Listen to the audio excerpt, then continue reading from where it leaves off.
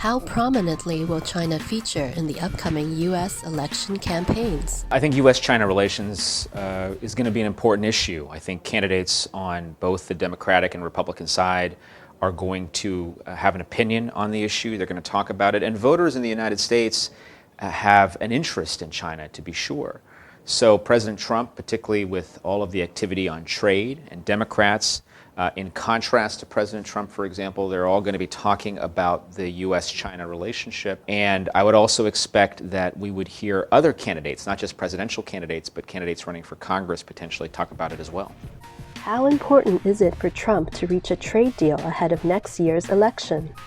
I think it's critical for President Trump to reach some kind of trade agreement, whether it's the Phase 1 agreement or something substantially like it, in part because for President Trump, a lot of what he does in foreign policy is related to being able to demonstrate on the domestic side that he's accomplished some things. And so showing that he's achieved a trade deal with China, I think will be an important part of his re-election pitch to the American people.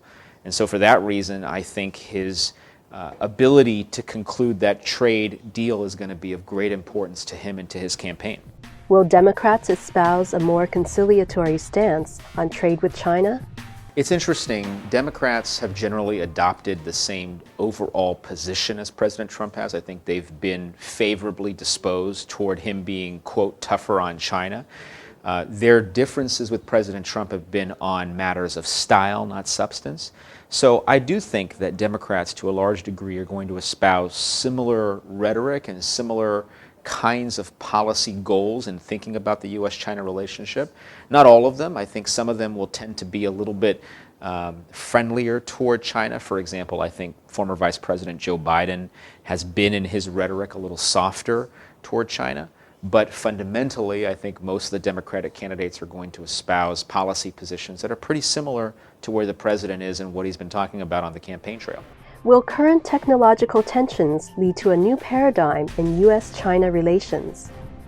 I do think that the concerns regarding national security in the United States mean that China and the U.S. may be headed for separate infrastructures. I think that there will be a Chinese infrastructure, and I think there'll be an American infrastructure. Whether that actually bleeds into a further deterioration of the overall U.S.-China relationship remains to be seen.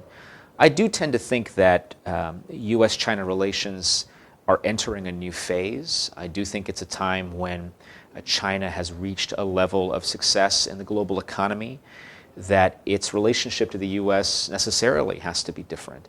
And so changes in perceptions from the American side and the Chinese side, we're going through that right now, will mean that in the long run, the relationship will probably be different than it has been in the past. Whether there is tension in the relationship, whether there is animosity in the relationship, that will in part depend on how leaders in the two countries handle the relationship and how they decide to interact with one another. But surely the paradigm under which the U.S. and China have operated for the last several years is changing because the economies and the two countries themselves are changing. What advice would you give to U.S. companies operating in China? I think it's important during this time to focus on what these companies do and the value they deliver to the American marketplace as well as to the Chinese marketplace. I think it's easy to get caught up in politics. It's easy to try and assume that you can guess what's going to happen. But if one thing has become clear over the last couple of years, whether it's in the U.S.-China relationship or elsewhere, we're in a very unpredictable time when it comes to matters of statecraft and matters of diplomatic relations between countries. And so I think for companies, the most important thing is to keep their eye on the ball about really talking about and helping people understand what it is that they do and why it is that they're able to, as I said, deliver value for their various constituencies.